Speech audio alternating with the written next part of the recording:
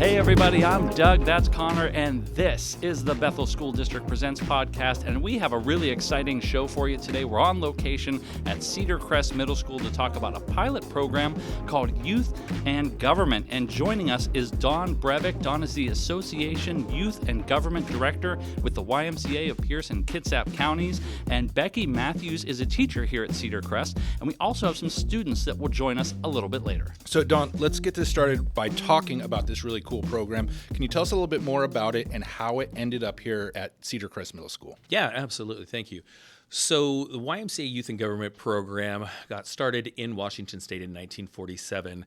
At that time, it was only open to individuals that were in high school and was ran through what was called High Y and Tri-Y clubs. And these clubs would collaborate together and work on a piece of legislation, and they would elect their individuals from these various high schools to go down to Olympia and present their piece of legislation in a model state legislature program. So let's fast forward to 78 years later. Here we are at Cedar Crest Middle School, and with our YMCA having conversations with the Bethel School District and a few other key players, they decided that Youth and Government would be an excellent program to start and pilot here at Cedar Crest. So in collaboration with the district and the principal, we've identified a teacher who so willingly decided to take this on as a project. And here we are, and I'm super excited to be at Cedar Crest. And let's introduce that teacher right now one more time. Becky Matthews is a teacher here at Cedar Crest. Tell us how long you've worked here, what you teach, and how you got involved in this program. I have taught at Cedar Crest. This is my 5th year. I am a humanities teacher, so I teach English 8, and I also teach Honors U.S. History. Awesome. And then how did you get roped into or voluntold, or did you volunteer for Youth and Government? I completely volunteered for this one. This was an exciting program. Mr. Nelson came to me and talked to me about the program, explained to me what it was, and it sounded like an amazing opportunity for our kids. So I was excited to be the teacher that was chosen to do it, and I've been thrilled to be working with the kids and with Dawn. And Dawn, I remember from being a student, we learned the basics of how a bill becomes law and some of the basic civic stuff. Right. This is much more in-depth than that. This is behind the scenes, how the sausage is made. Why is that part of it important for students to get other than just that surface level civics lesson? Yeah, no, absolutely. So I think one of the key things about students being engaged in this particular program and Youth and Government is, just like you said, it gives them that behind-the-looks scene on how a piece of legislation actually goes from an idea that somebody has to written form to conversations with other individuals so that they can provide their feedback and possibly amend their bill. And then in hopes to get it on the desk of our youth governor so they can either sign it or veto it. So I believe that the Youth and Government program actually brings civics alive for a lot of students. So when a lot of students think about government, they think about this foreign entity that, is so far away, they have no access to it, they don't even know who's in charge. When I ask students within the classroom, I say, well, who do you think the government is? And they go, oh, it's the president, oh, it's the governor, oh, it's a bunch of, these old white guys who, do this or they do that. It's like, well, would you be surprised that you are actually the government? You have a voice. That is how you make change. And they get excited about that. So they get to come up with their own piece of legislation, their own ideas, get identify a problem, and try to figure out a solution to solve it. Becky, you see these kids every day, and when they come to Youth and Government, what's the room like? What's the excitement level for the kids, and how do you see them working through all this new information? I think they started out a little bit hesitant because when you start to talk about the government and legislation, those are big words for a 13-year-old. And so they kind of were like, wait, what do I do? How does this happen? There was some pushback a little bit.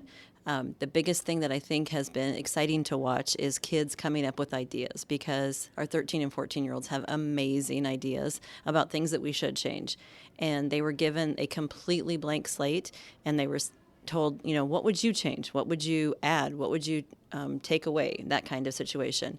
And we've come up with, please, not me, kids have come up with some incredible ideas. We've got kids who would like to see more streetlights. We have kids who would like to see sidewalks every place that they walk, because they're the people who are walking and they feel like they're maybe not as safe as they could be. We've seen bills on single-use plastics. They want to make sure that our world is safe for the next generation and generations to come. We also have kids who want to make citizens of U.S. territories full voting citizens, because they can't vote for the president right now. that was something that as a teacher, I didn't even realize was happening. And this kid is really excited about the fact that he'd like to have a bill where they are able to have full voting rights because they're paying taxes and they contribute to the U.S. economy. Just really interesting ideas. They also have ideas about there's certain crimes that they're like, wait a second, you commit this crime and you only get 5 years in jail if you're fully convicted. They're like, that's not okay. And it should be a much bigger sentence. And so it's been really interesting to see kids be passionate about their bill. And if you kind of talk to them and ask them questions about it, it's become very personal. And they want to make sure that you understand what their bill is and why it's important. And they've become very protective of their bills. That's awesome. I love that it goes everywhere from very local street lights all the way to voting rights. I think that's fantastic. Great work being done. Yeah, absolutely. And it sounds like it's definitely giving them a more holistic view of what politics can be and some philosophical questions in there too. Are there any concrete skills that they're learning throughout this process? I know they're writing bills and things like that. Anything that you can share with us about like the skills they're learning as they progress through this class? Absolutely. So I'm sure it's not a surprise to anybody that 13-year-olds are able to question authority and question, you give them a piece of information and they want to question it. I think it has taken that innate ability to question and ask why and why is something the way it is. And it's given them the ability to start researching and figure out what is a credible site, what is a site that's not credible, what is a question that we should be asking, and pushing forward and asking these really critical questions that we wish all adults were asking when they're given a piece of information. Are they able to do that? They've also been able to write bills. They've been given templates where here's the criteria for you to write a bill, and you have to figure out your idea and put it into this template so that you can push it forward, and kind of learning what the rules are so that they can be heard and seen the way that they want to be. I love that. Learning how to research at that age is so important, and we can all do better as adults. Absolutely. The source of your information can't be Facebook. Yeah, and one of the things I was curious about when I heard about this program is I know as an adult talking politics with other adults can be kind of poisonous right now. Is there anything that you all do to help the kids avoid that part of politics as you're going through this process? Oh, yeah, absolutely. So one of the things that we really focus on I tell any student that I'm working with is to debate the bill and not the person, right? Debate the merits of the piece of legislation, what's in the bill. Is it a good idea? Is it not a good idea? And do not debate the individual. So they could be completely best friends in class, right? But be on polar opposite ends on what they think is right or wrong. And that's okay. So learning the skill on how to engage in conversation respectfully, I think is really key. And if it starts with this generation right here, my hope is it's going to continue on into their adulthood and hopefully change what is currently happening within our nation at this time. Yeah, that'd be nice. Here's hoping. For sure. Well, before we bring the students in, I do want to ask you about this upcoming trip that you and the students have. You're going down to Olympia, and this is kind of the culminating project for youth and government. So I'm going to just open it up. Both of you can talk about this. I think the one thing that I want to just add that I'm incredibly excited about is that I know the YMCA has great programs, and my kids are involved in it, love it so much. Obviously, I believe in public schools, and I believe in our kids here at Cedar Crest. And both of those things are fantastic on their own. But when you put these two pieces together, it's almost like we've created some magic or a magic spark. These kids are excited to go. And I think about how many people actually have the opportunity to stand on the state legislature floor and present a bill and debate a bill. And I've never had the opportunity to do that. I think that these kids are going to be the first ones in their family, the first ones that they know of to be able to do this. And it's an amazing opportunity. So I'm just so glad that we're working together between Cedar Crest and YMCA to be able to give these kids this opportunity. And Dawn, you said during this trip there'll be no adults on the floor of the legislature. Oh, absolutely no. This is an entirely student-led program, all the way from our youth governor down to our pages, our lobbyists, reporters, legislators. Everything is all youth-focused, youth-driven, and the adults there are only there to help support, and that is it. Very cool. I love it. Well, let's bring two of those students in, just like the legislature floor. Adults will be allowed to leave the room. We're going to bring the students in. I guess that makes us kids for a day, Connor. And we're back, and now joining us is Tayani and JD, both 8th graders here at Cedar Crest Middle School, and both in the YMCA's Youth and Government program. Both of you, thanks for joining us. So let's jump right in. Tayani, How did you first hear about this YMCA Youth and Government program, and what interested you about it? So it was like towards like the beginning of the year. It was like say like September or like early October, and Miss Matthews, our teacher that's doing this with us, she was just like telling us about it, and she was just like saying like how we're gonna have to like start arguing people, and I guess I like to argue, and so I was like I think that's what made me interested in it and stuff. That's a good first step. Arguing is your door to politics. JD, what about you? What made you want to take the class? I didn't really know about it until I got put into it by my teacher. She just saw something and was like, all right, let's just do it like that. It was like put me in it. I love it. Saw the opportunity and saw the student and realized they would go well together. So far, you're learning a lot about government, both of you. What's the most interesting thing that you have learned you didn't know was part of our government here in the United States? JD, we can kick it off with you. I didn't know the whole process to it. I didn't know there was so many stages of like what a bill is and stuff like that, or how it's created. You know what I mean? Yeah, absolutely. And Tiani? Just like how it became and how there's multiple different governments and stuff, and the people that are involved with it, and like what JD said about bills and the process it takes and how long it takes to get them passed and stuff.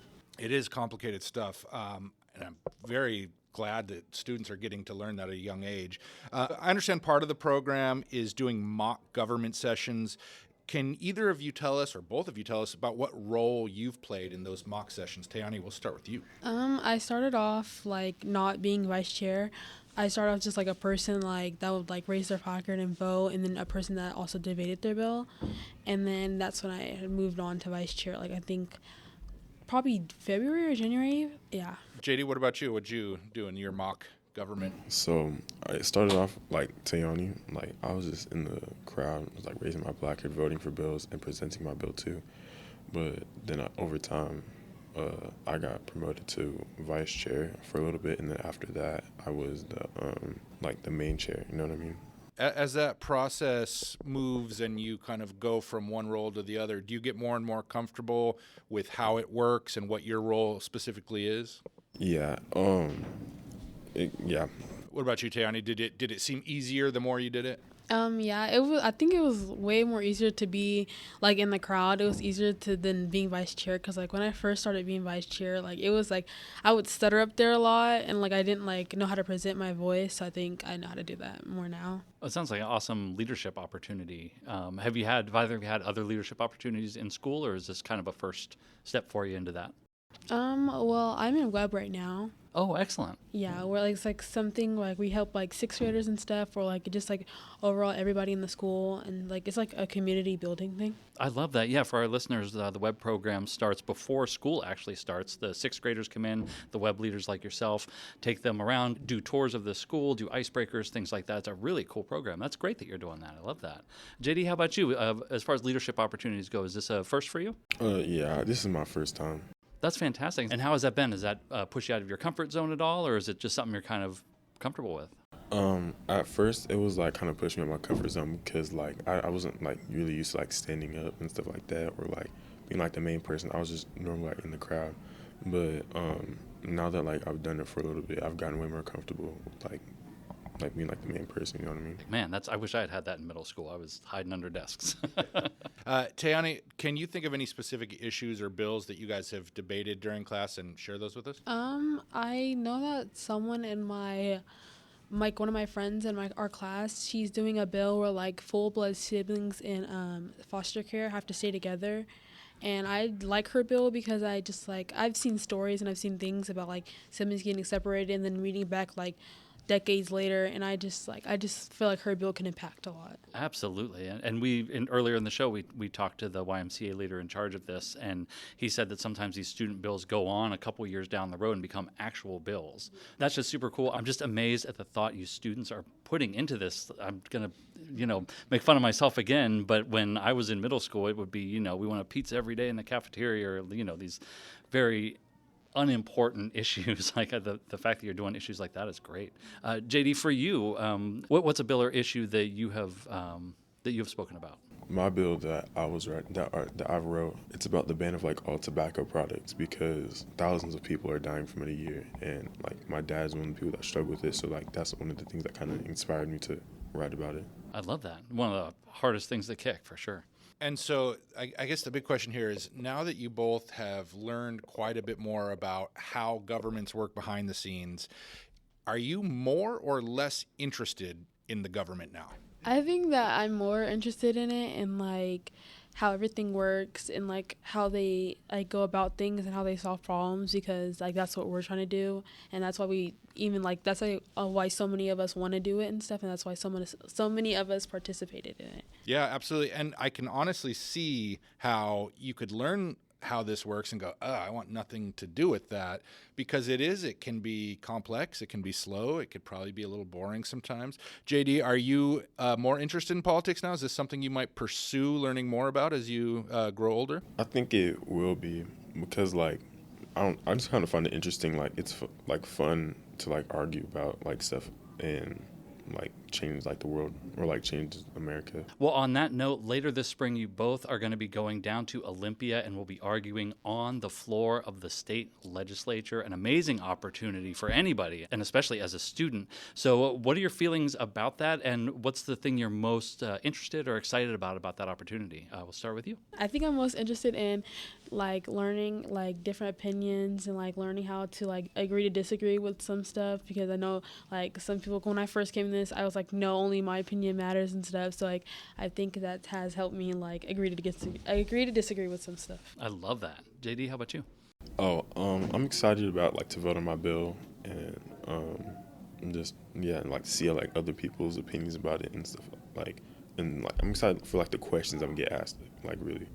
Well, Tayani and JD, thank you both so much for joining us today and taking time out of your school schedule to chat with us and share your story. Yes, thank you so much, Tayani and JD, and also thank you to Becky Matthews and Don Breivik. It's been a blast. We'll be back next week with a brand new episode.